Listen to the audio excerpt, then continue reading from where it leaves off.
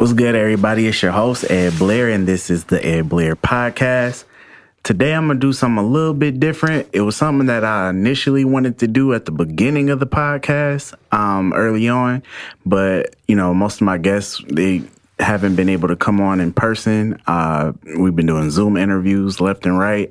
But I got my mans here in the studio today, so it's only right we kick it off in the manner we about to set this bitch off in. I got High Capacity, a.k.a. Capzilla, a.k.a.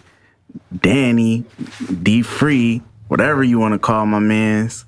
You want to rap? Man, let's get straight to it, Ed Blair. All right, Cody, drop the beat. Damn, son, where'd you find this? Yeah, K-Zoo the Guru. With my man Ed Blair, here's what we gon' do.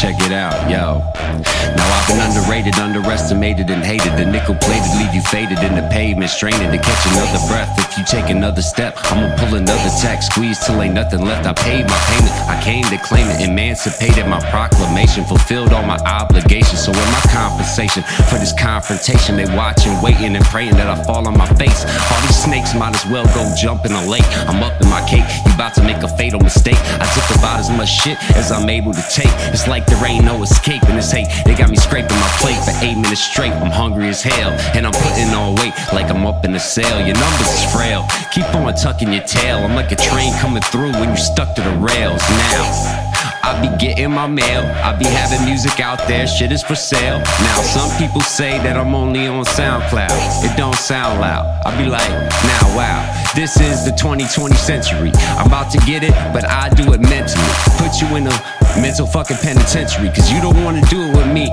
that's identity. And I do it identically, just like the greatest. Always been haters, but I always did fade them. Always wanna be like Tyson, making comebacks. In this hot box, in this bitch, run that. And if they hate on that, I can go for 10 minutes, man, play that back. I can get that beat, I can switch that beat, I can hit that freak, I can kick them sneaks, I can get that money, I can flip that honey. Whatever you want, man, it's gotta come from me. Cream, get the money, dollar, dollar, dollar bill, y'all. And that's all real, y'all. That's how we build, y'all. Ed Blair Podcast, bro. Appreciate that, man. That was fire. I appreciate that. That was off the dome right there. So yeah, you speak for itself right there, you know what I'm saying? I ain't gotta do too much talking at this point, I appreciate that. It's all good, man. So let's get started, man. You from Kalamazoo, Michigan, born and raised? I am born and raised, Bronson Hospital, baby. That's what's up. Let's talk about it, man. Like, what was it like for you growing up, and what was your whole experience like? Were you an artist, back in the day, like as a kid or a teenager? Well, I wasn't really accustomed to any type of integration racially until 5th grade. Okay. Because I went to a private school that my parents had put me in when I was young. Yeah. And there was only, say 30 kids in the school, K through 12. Yeah. And so I don't know if it was like a racist thing, but they just had so little people that I didn't have any sort of integration or understanding about Black culture, African-American culture, until I went into public school in 5th grade. Gotcha. And then in 5th grade, I started, hearing the music, digging the sounds. And my dad is, he's a classical musician, meaning he's not classically trained, but he's always taught himself how to play instruments. By ear. Yeah. And so he always knew how to play everything. So one time when I was a little kid, I remember I asked him, like, hey, Dad, is there any type of music you really don't like? And he was like, only one, son. It's called rap music. Oh, wow. And I was like, I didn't even know it was. I was just like a little junior. So, that kind of started my lifelong endeavor, trying to kind of get out my pop shadow a little bit. And at the same time, it introduced me to a culture and to, a group of people who I had never had contact with before. And it helped me grow and build. So did a lot for my personal development, and it also helped me grow as an artist. That's what's up, man. So about 5th grade is when it got started for you? Yeah, something like that. Okay. We used to listen to P. Diddy videos and try to be like the shiny suit rappers. Yeah, I feel you. Yeah, I was like idolizing Mace and Diddy. Yeah, This was a little bit, Biggie, kinda? a little bit, yeah. Okay. But we was preteens, so you know. Yeah, I feel you, man. So, you know, I value Kazoo hip hop, and you know, I big us up all the time, and For sure. I put us in the same light as like anybody else, because there's a lot of us that can go bar for bar with a lot of mainstream artists. Definitely. What would you say for you? It was like when you first decided I'm going to be an artist. Like, what would you say? The beginning was like for you? Like, what did you have to go through? What did you overcome? Different things like that when you first started. That's an excellent question. Thank you. I think what I mainly had to overcome was the idea that somehow it was going to be like a geek versus bully scenario. Like it was like, you know, when you try to play sports as a young guy. Yeah. And you know, you always, if you haven't hit puberty yet, and some guys have, you feel a certain type of way. You know, so I think my main thing was just like, am I gonna get in where I fit in? And once I started to progress lyrically and I had a knack for it, and then with writing always came real natural to me. I was always strong in history and writing in English, as opposed to math and science. Right, I feel that. So yeah, basically I got my grind going from like hearing the Maces and the Diddies and watching the Shiny Shoot stuff. And then I got this karaoke machine given to me, and we took it out in my garage, and we started making these little garbage mixtapes, you know? That's how I got my start. Yeah. And it was basically like we used to pull industry beats off the web, you know, from Napster or whatever. And then we would go plug them in on the karaoke machine and make these low quality, low tech cassette tapes, and we would ride around in LOK's whip, and we would listen to them ourselves. Didn't nobody else want to hear our shit? Yeah, but we was loving it back in them early days. And it was only right to feel yourself. I mean, if you're not your own favorite rapper, how can you be somebody else's favorite rapper? That's facts. So like once you started taking it serious and things like that, did you ever tap into like performing and different things like that and recording and like on a higher level? And actually, I have to say that as once I got through the whole karaoke thing and got a little older, I went to Job Corps here in Grand Rapids. Okay. Shout out to Gunru. And I got a little bit of the taste of what maybe not black culture is like, but like what it's like on the other side of the poverty line. What it's like, you know, from kids from the inner city who don't have access to things. And I stayed with 300 kids who were all fitting that, you know, kind of they were under that realm. Yeah, they were in that realm. So that put me in kind of like put me in the Thunderdome. Yeah. You know, everybody wanted to battle rap. Everybody wanted to be the new hottest rapper. And so I would just battle anybody. I would battle anybody. And then it was this one time I battled this kid in front of the whole Job Corps. And he had some cubic zirconiums in. And I said something about, he had talked about how I was phony and white and just trying to fake the funk and all this. Yeah. And it came with the last line was, you the phony one, you rockin' cubic zirconium. And like the whole school just went bananas. They went ape for that line. And that's kind of when I knew like, okay. I can do something with that. Yeah. That's what's up, man. So as far as battling goes, did you keep battling or were you just battling in Job Corps? Yeah, and then shortly after that, I came back to Kalamazoo, linked up with my homie again, and we started touring the Western battle scene for Western Michigan University, and I had a connect up there who used to run there was two shows. There was the Player Hater 8, and then there was another hip-hop show that was run by Elijah, what? Anyway, sorry to get your name wrong after all these years, but he was a stand-up dude, and he used to throw these events up at the Bernhardt Center. Yeah, and we would go and we would get in this is Western Michigan University. And we would. So I placed third in my first one ever when I was only 17. I think I was 17 when I placed third in my first one. And then when I came back to Kalamazoo after Job Corps, I just started pursuing more aggressively, and ended up winning Battle of the Bands, best rapper in Kalamazoo at actually at an event that was held at Continental Lanes back in 2012, and ended up winning a big cash prize. I got to perform at the Kalamazoo Black Arts Festival. Nice. I got to open up for some pseudo big names up in, was it in Grand Rapids or Detroit? I don't know. But we got to do a nice big show, and it was a lot of love that got shown for me winning that Battle of the Bands prize. So I kind of transitioned out of just straight battling, and I always wanted to be more of an MC than a battler. Yeah. I use more like battling just to hone the lyrical side of things. To sharpen your sword, basically, like, because you got to be a great wordsmith to be a battle rapper. And then, you know, when you take that and put that into being an MC, it definitely puts you at a higher caliber for sure. Mm-hmm. So what was the reception like, man? Like, as far as performing at Black Arts Fest and getting your name out there and being your name out there in the battle rap scene, like, what was the reception for you?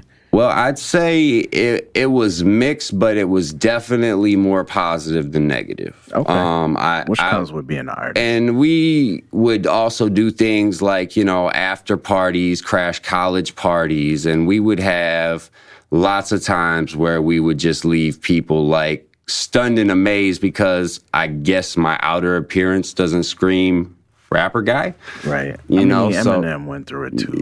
Maybe. It's a cliche.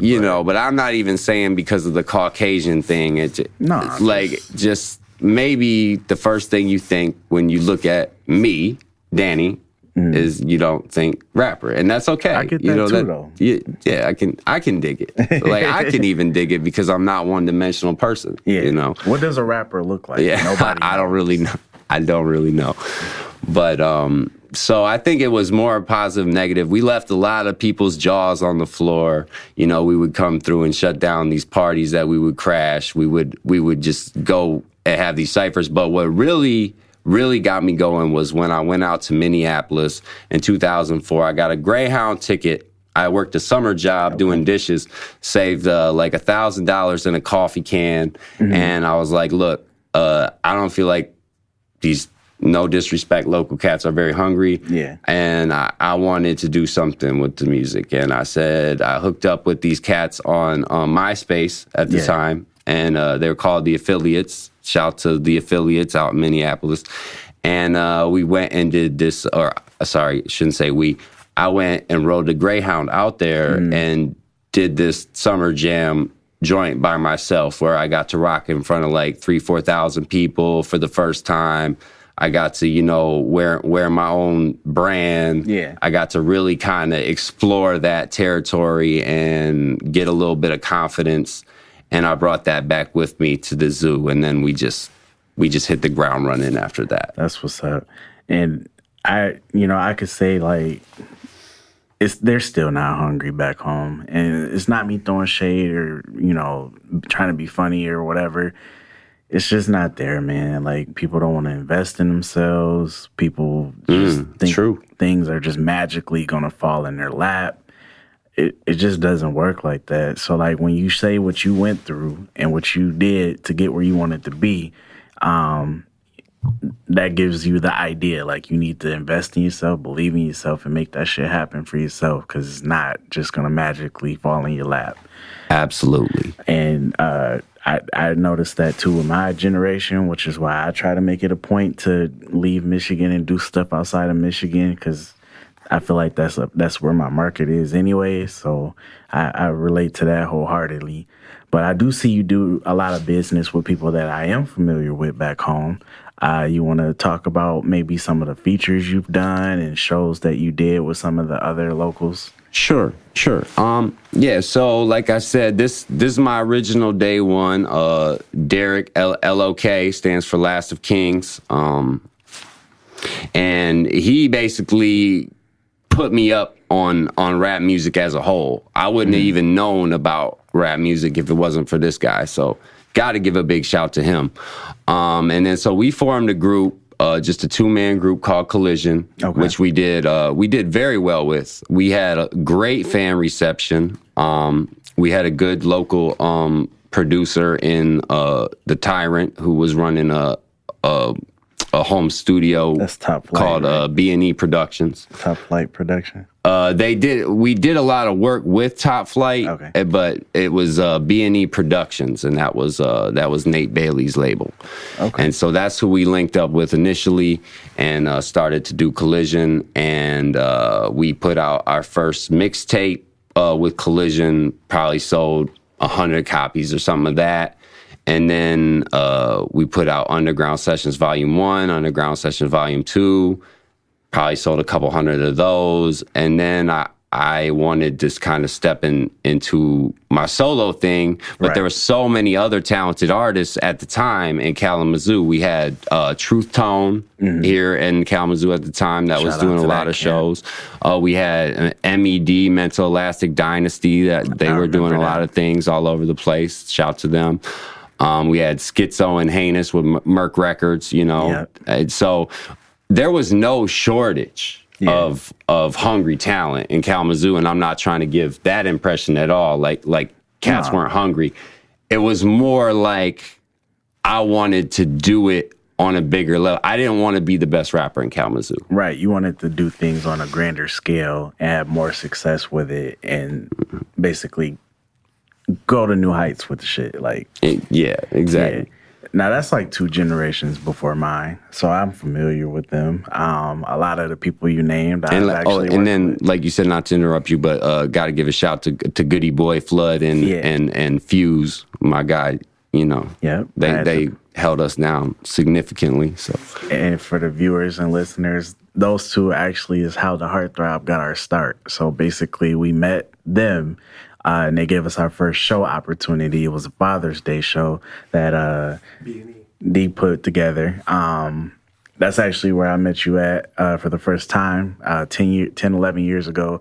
We were 16 years old, man. Time flies. But and now, is this when y'all were rocking all just varsity jackets all the time? Because I heard through the grapevine that was the look. And now I love how you've transitioned that from almost like a meme to an actual legit brand. Yeah. I love that, bro. I got to give you props for that.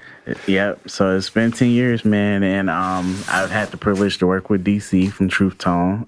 She's a fantastic person. I love the fact that she's a teacher as well on the side. So she's contributing to our society in that way as well, and giving the kids something to look up to. Shout out to Goody Boy. We haven't did much together recently, but whenever we see each other, it's always love.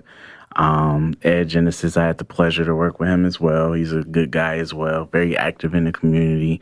It's a lot of people that I have worked with and, you know, put on my projects from home.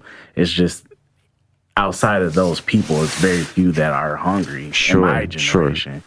Everybody just wants to be YouTube famous and Facebook famous, and that's all that matters, and there's more to it. Could I make kind of a request or a suggestion or kind of a midway question to you? So how did you feel when you first started to, like, what was your first, like, LP or EP project? As a solo act or as a group? As whichever... Both, both. Okay. So as a group, back then, demos was the popular thing. So we did a demo first, then we shopped it around. It had some bites, but it didn't lead to much. So we did it was like a 4-song demo. Then we turned it into an EP later on. We didn't give it a name. It was just the Heartthrob EP. That was a nice reception. We did a few videos to that. They did some decent numbers for the time. That was at a time YouTube had just became popular. MySpace was kind of fading out for Facebook. So that shows that I'm kind of up there, but still young. Solo-wise, my first project, The Understudy, that came out in 2017, but it was recorded in 2014. It was supposed to come out back then, but I postponed it for different things because I was working a lot of different things.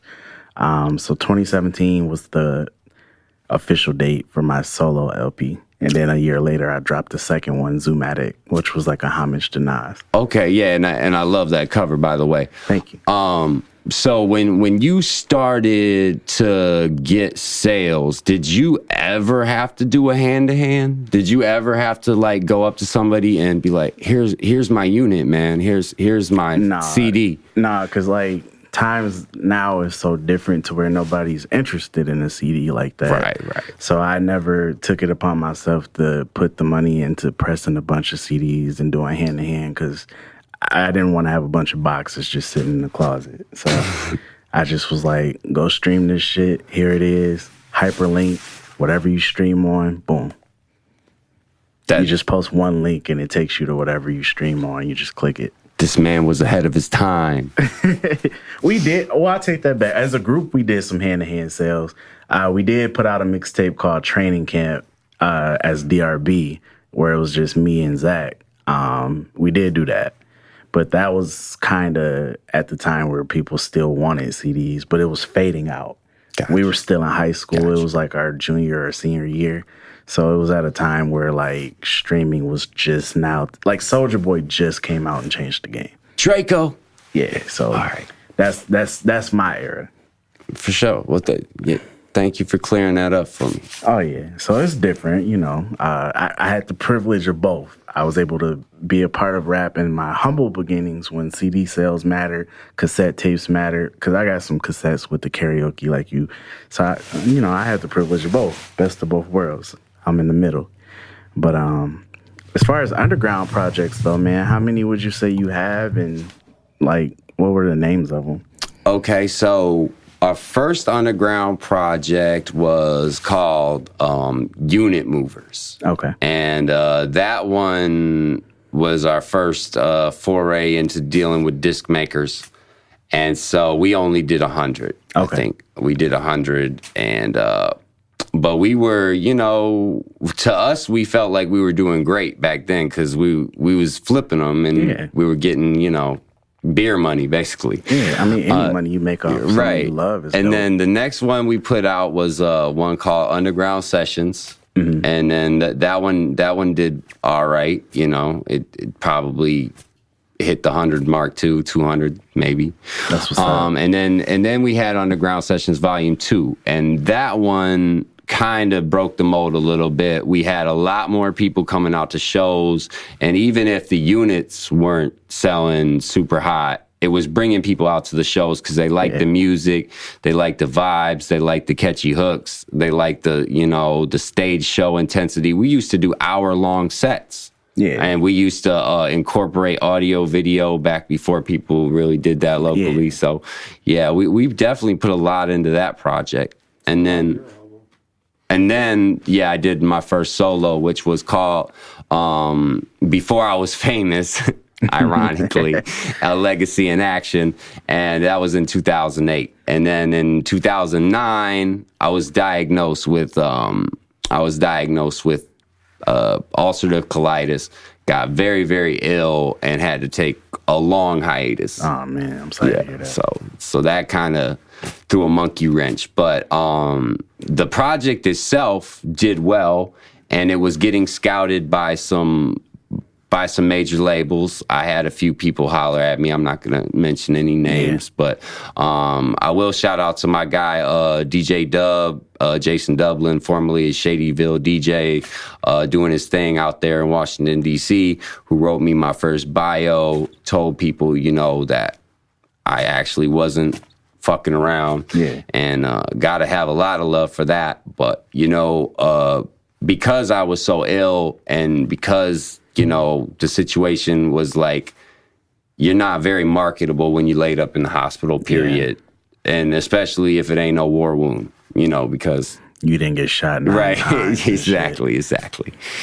I feel you, man. Yeah. Well, that's what's up. You like, I know you told me you just put your SoundCloud together, so you want to go ahead and plug that in, promote that? Yeah, so I'm going to be releasing my back catalog on the SoundCloud, which is soundcloud.com/Capzilla, and that's Capzilla. Okay. And it's going to basically, by the end of it all, it's going to have my full back catalog available to the public, free of charge for streaming. Right now, what it is it's about 6 to 8 songs that I'm just basically leaking to get a vibe for how people feel about the catalog, how people are receiving music. And I used to always do this thing on tracks that I so regret now. I always used to shout out the year name. I'd be like, this the one for 07. Yeah. This the one. I feel like everybody did. Now I go back and I listen to them songs and I'm like, man, these is classics. If I wouldn't have put the year on there, yeah, but it's over 100 songs that are gonna be available to the public on the SoundCloud.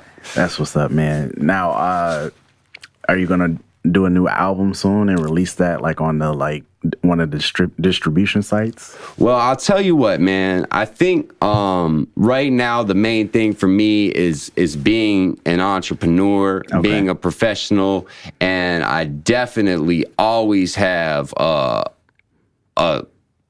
love and a tenacity for hip hop. So if the right situation and the right set of circumstances arises, I would love to put out a project. I would love to, but also I've had so much experience with the production side of it and with the making music side of it and the performance side of it. I'm steering now a little bit more towards, hey, can I help guide these young cats? Okay. Can I, mentorship? And being able to actually maybe plug them into some stuff where they can get into digital marketing and get into, this while there's still money out here to be made. Mm-hmm. Okay, that'll be dope. I had a youngin' on here from this generation that's currently buzzing. I had Loke Smooth on here, and I was talking to him about how things was when I was young and his age trying to tap in, and how the generations before me made it difficult for us to thrive in our scene because they didn't want us to get any shine at that point. And so, I'm not sorry to interrupt. How so would that take shape? Like, in what ways would you see the blockage? It was a lot of stuff, man. We would try to get on shows and festivals, and they would spin us every time, and it was just always bullshit excuses why we couldn't do stuff. We would try to record at certain studios. They wouldn't let us get in and record shit, features and stuff like that. People would be like, y'all dope and we should work. Then when we would try to reach out, then they would act like they didn't know who we was when we would see them at the venues and shit. Just too cool. Too cool for school, man. Yeah, it was just all right. So that's when we started doing shit ourselves, and I talk about it all the time. We just start recording ourselves and putting the shit out ourselves. But I was talking to Smooth about it, and I was saying what we went through, and I asked him what we could do in my generation to help them, and basically it was the same thing. He said it was a support thing. So when you mentioned what you wanted to do for artists and stuff like that, I kind of valued that because that's what they need still to this day. And that's why I created this platform, because I wanted to give our artists an opportunity to come on and get their shit off and, be comfortable while they do it. And, I just want to show my support. So, I commend you for wanting to do that and not being selfish and wanting to, put somebody else on. I still think you should be an artist in the process, though. Cause you too damn dope to just sit back and just. Oh, that's word. That's word. That's why off camera when we had our conversation, I was like pushing you, like, bro, like put this shit on these streaming outlets, like fuck the free shit. But I get where you're coming from. But I was just saying, like, you just dope as hell, and I think that you would do well stream wise, and it would just put money in your pocket and give you something to pass down. So that's why I was. That's definitely.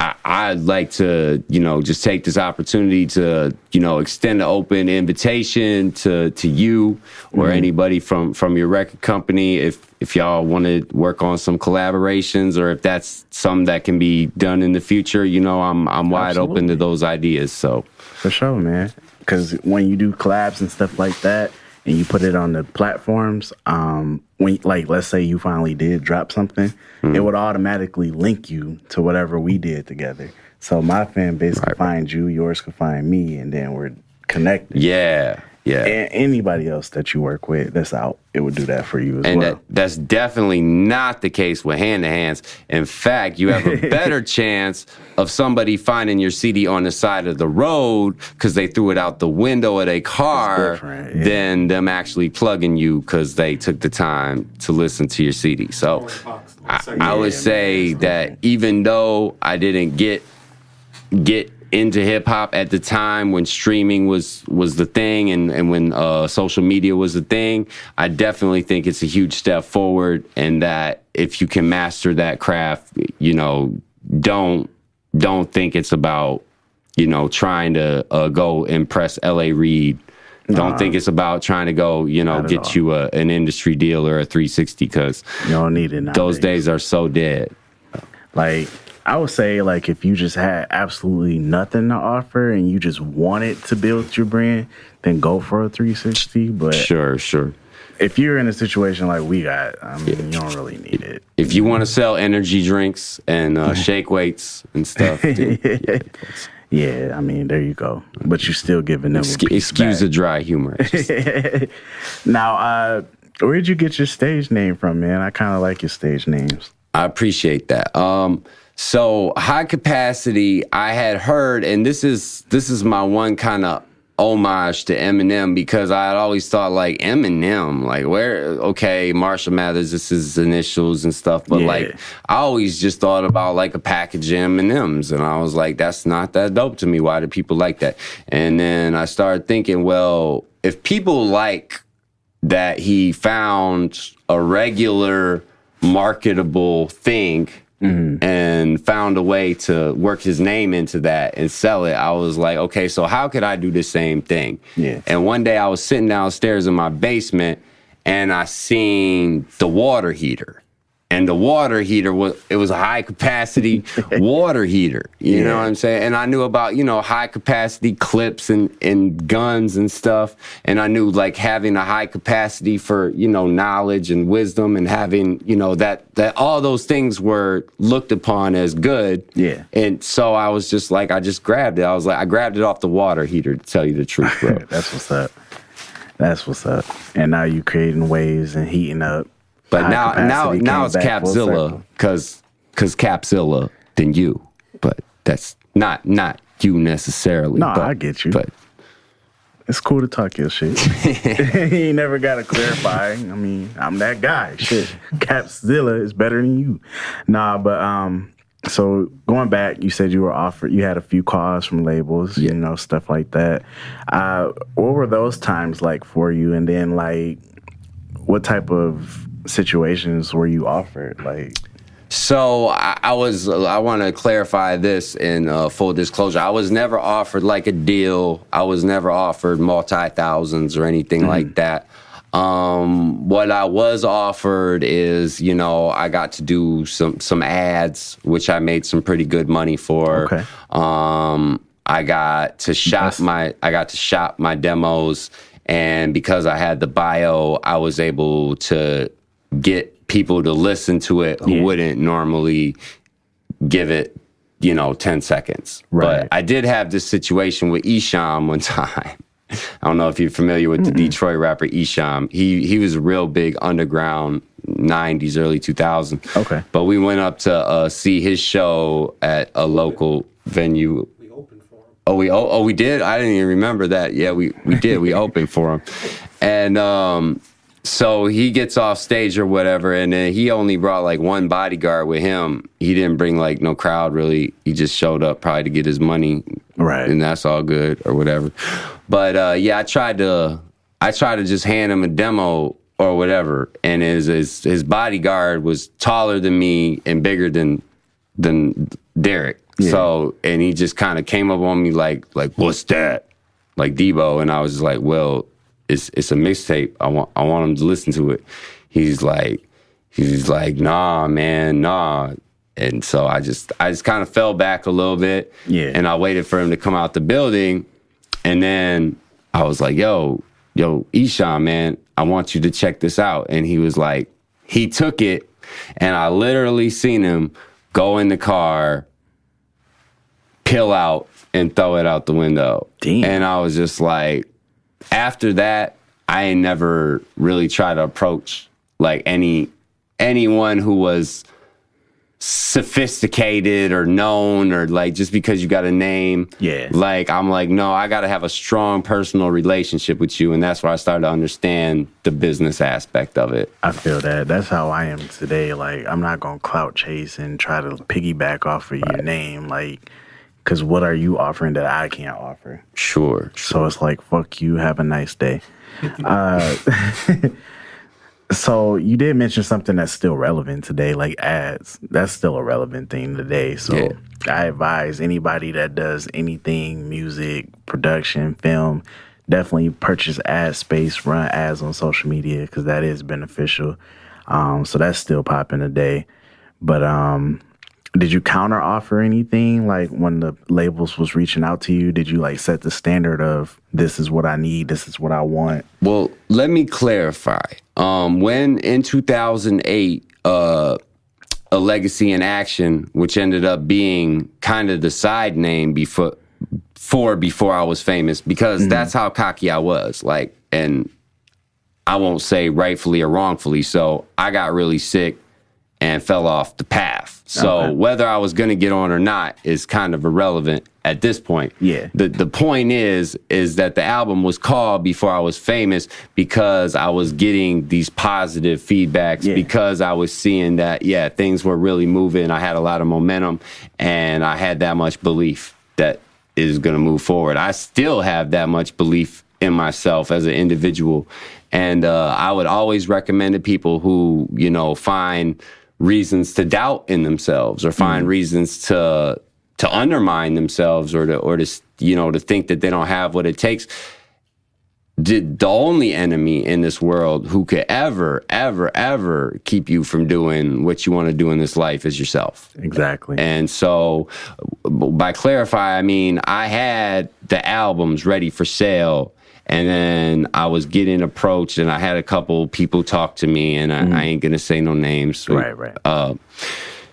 They're big names, so, people going to be like, yeah, right, Right. So, anyways, but that notwithstanding, after that, I spent a year in the hospital straight. Like, so it wasn't they wasn't trying to get back with me. I wasn't trying to get back with them. Gotcha. I was trying to get healthy, get better. Yes. That makes sense. So, now that everything's on track for you, and you're doing better health-wise and everything like that, do you have any plans for anything, like as far as, maybe releasing a tape or like a EP or some singles maybe? Well, what I would like to do is I would like to start I'd like to start a podcast. The podcast that I'm looking at trying to start is in no way going to be competition to this one, because mine is open format. It's more about anything from whatever the expert I bring in is talking about. Kind of more of like an open format, like a Joe Rogan style open format I fuck with Joe Rogan. Podcast. So that's what I'm really interested in doing right now. And I haven't lost any love for the music.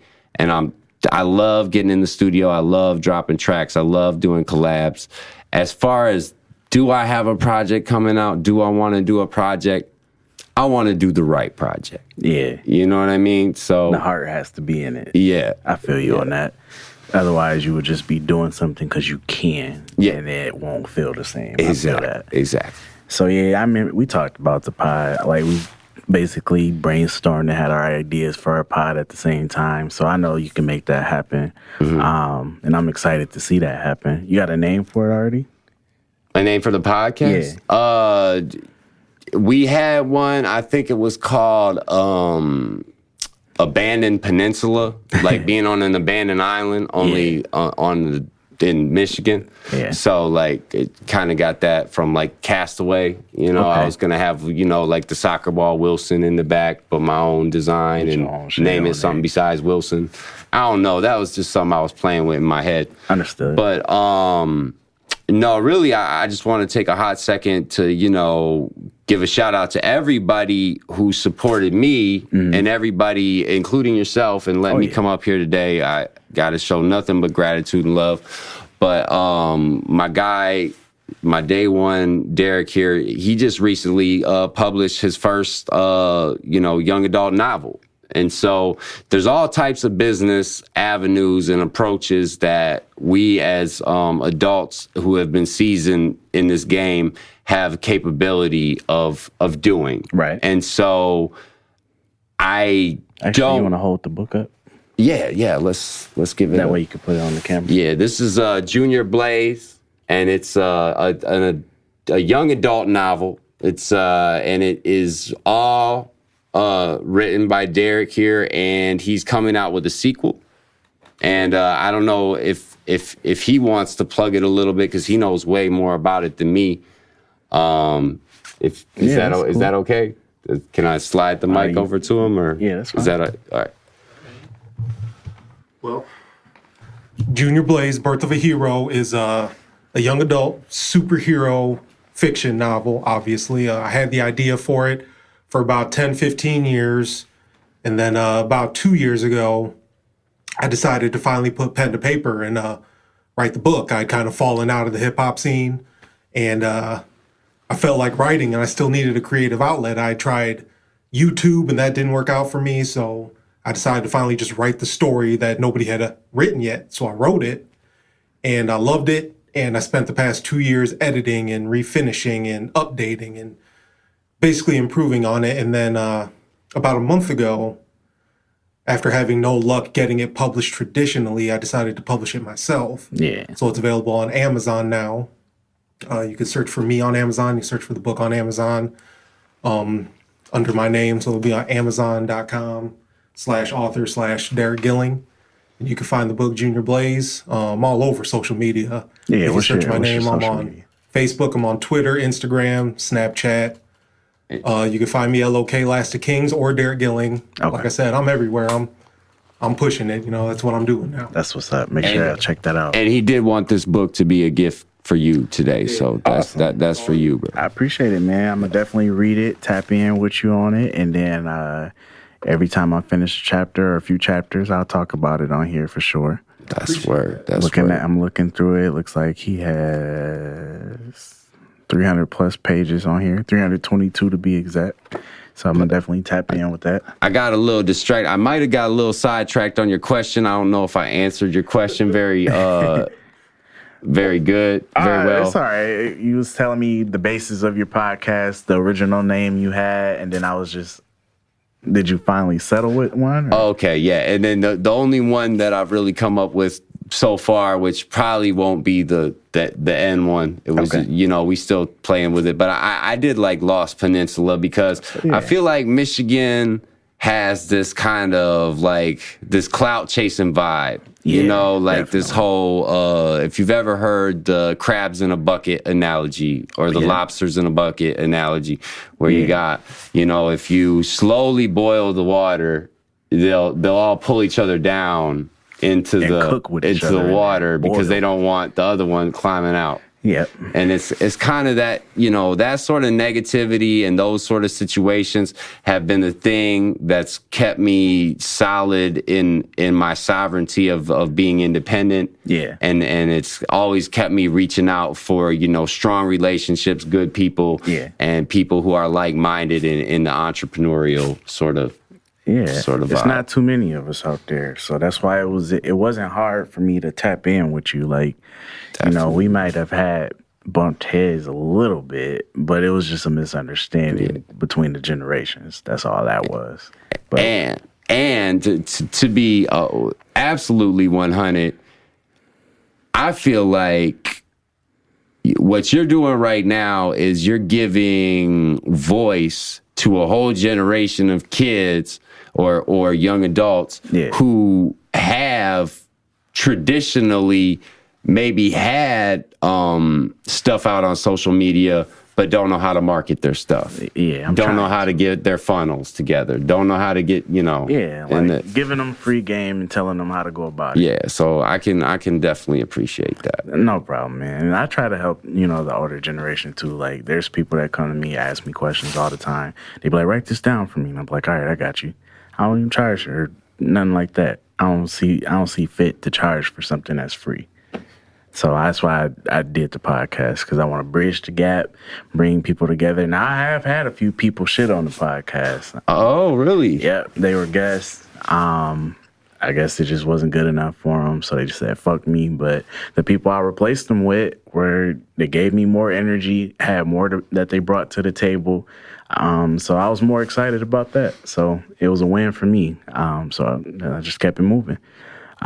Same with the music. Like, when I feel like I'm not being appreciated at home, I know I'm appreciated elsewhere. That's why I feel like marketing the music, doing your ads is important, because you figure out who your target is and you just cater to them. A prophet is never respected in his own country. Exactly. Nah, but I do look at you as one of the many philosophers. I know it's a big title to give somebody, but you definitely have the achievements and the knowledge behind you to shed light and, give solid advice to others. Thank you. Who would you say some of the people are that inspires you, and then why do they inspire you? Okay, so I heard you asking the wonderful young lady, your guest that you were interviewing before me, about book titles, and so that I can kind of start in that vein. Sure. Of books that have inspired me, and Rich Dad, Poor Dad by Robert Kiyosaki. Yeah. I think I'm pronouncing his name right. Sorry if I'm not. Think and Grow Rich. I got that at the crib. Extreme Ownership by Jocko Willink. I still haven't finished that book, so I don't want to front like I have, but from what I've read of it, it's great. Solid. And it's very motivating. That's more the new... Oh, sorry about bumping the mic. Bumping the mic. But that's more the new entrepreneurial, motivators. I also recently started listening to this one on Audible called Breaking the Habit of Being Yourself by Dr. Joe Dispenza. Great book, all great books. But as far as the original, like the music that inspired me, the hip hop that inspired me, I got a joint on the SoundCloud called Hip Hop Religion, where you can literally hear every rapper whose style I can just do. Yeah. So you can hear all about that if you want to go check that song out called Hip Hop Religion. But the ones that I really, really, really followed had to be rappers like... Man, so many, but the number, if I had to give my top 5, I would say... Oh, no, you ain't got to do the top 5. I ain't got to do no top 5? Just anybody that inspired you. Anybody who inspired me. Well, these days, it's more, like you said, from the philosophical standpoint, from the trying to get knowledge and wisdom, but then there's the musical standpoint. And no, I just stopped you because I'm going to tap into that later on. Oh, okay. Just overall, who inspires you? Like, is there like... My grandmother, man. Yeah. My grandmother, she's the one who taught me, like, always open doors for the elderly and for, for people who just, for anyone. Just always open doors when you're at the restaurant. Open the door for people. Values. Be, say please and thank you. Be congenial, be respectful. Yeah. And if I wouldn't have had people like her, teaching me stuff like that, I don't think I would have got anywhere with, plugging myself or or becoming any, not that I'm anywhere close to a household name, but I wouldn't have been able to homogenize that sort of vibe with people. Right. And so she really gifted me with that. And she was, she published a book on her own. She did a lot with art. She was always very deep into art, and she always inspired me that I could, basically do whatever I wanted to do. So that's what's up. That's what's up. And I feel like, you get what you put into the universe. So like if you're treating people with the utmost respect, you're humble, you're genuine, you always come from a place with love with everything you do, you'll get that back. It may not be right away. Always is a strong word. Oh, yeah. But I try. Absolutely. So I vibe with you on that. Now, since we are on the topic, as far as it could be mainstream or independent, who are your top 5 MCs? All right. So we're going to get to this. So, first of all, there's so many talented MCs. And when I hear people talking about their top 5s, and it's always Pac, and it's always Jay, and it's always Big, it's like, yes, those dudes are amazing. Those dudes are undoubtedly GOATs. And they're, undoubtedly in a top 5 of their own. You know what I mean? But as far as from my top 5 personally, like MCs that inspired me, I would have to say it was rappers like Guru from Gangstar. Yeah. Rappers like... he was up there with LL. Yeah. My guy Big Suge from Gangstar. People who came out from the West Coast, the Alchemist people, rhyme sayers from Minneapolis, MF Doom. So a lot of less known cats that had that lyrical ability that would really draw me into almost like a comic book, almost like I was in a world of superheroes that I had to explore. MF Doom definitely brings that out for sure. I agree with you on that. Some reason he used to give me Wu-Tang vibes. Oh, yes. And Wu-Tang, I used to have that Think Differently music. I don't know if anyone ever copped that, but that album changed my life, real talk. That's what's up, man. So this is another question I always ask, like, artists from back home. Who would you say your top 10 artists from back home would be? It could be now, past generations. Just... From Kalamazoo area? Yeah. Okay. Top number one's gotta be me. I mean, it's gotta be. I don't know who else it could be. Right. But no, honestly, I would say Schizo always held it down real hard, had great work ethic, had great ability to do the battling, to rock shows, to flip up and, get marketable. So he inspired me a lot. I actually battled him once. That's what's up. We could get the rematch anytime, but and then Heinous, who was also with Merc Records, he had a lot of charisma, a lot of talent, and he really, really, really got me going in the direction of being more aggressive, more aggro with my rhymes a little bit more than I was before. Like I said, originally I want to be a shiny suit rapper. So right. Then like all the cats from MED was dope, and it made me feel like other local white boys could do it too. So that was positive for me. We embrace y'all though. Obviously, my guy LOK here. That's where am I at 5, 6? But there's so many who came out. Sion Ill Natured Gunned, Kzu Kevo, Goody Boy Flood, Fuse, and then last but not least, who am I leaving off? Omawali Payne. Yes, sir. So you put a lot of names out there that I didn't even know. So that's why I appreciate, that's why I asked that question, because it's like you might be putting me on to something that I'm not familiar with. It's a lot of Kzu history as far as music goes that we don't know. And each generation that doesn't know it, it just gets buried further and further back. So that's why I was happy to have you on and talk about that, and definitely, man, definitely talk about your success as well and what you want to do going forward, and see how you want to pass the bar. What's your social media, man? Where can people find you? So I have an IG.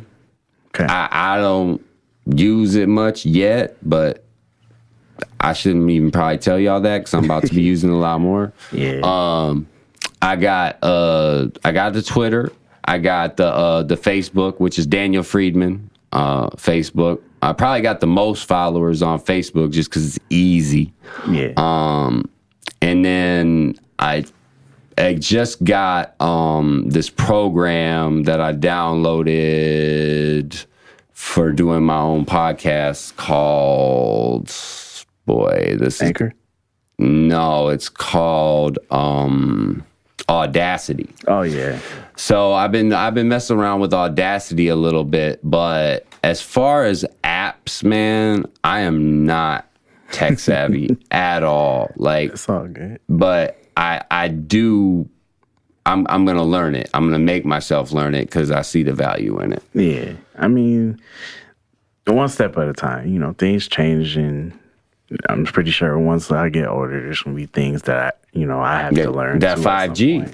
Yeah. You're gonna have to learn how to get a Uber without a phone. You're just gonna have to walk outside and ask the birds for your Weird Uber, man. shit. They're gonna be delivering food and shit.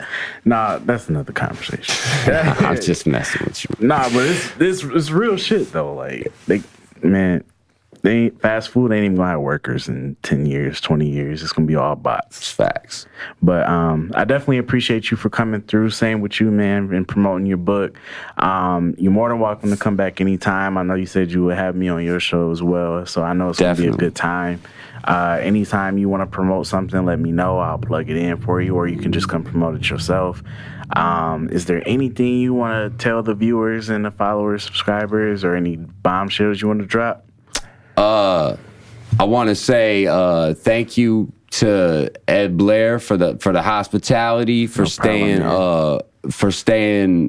100 to your beliefs, and at the same time helping negotiate something that we've been trying to bring together for almost over a year now, right? Yeah. Before the COVID and all that. Fucked it all up. Yeah. So I want to thank you for staying thorough with me.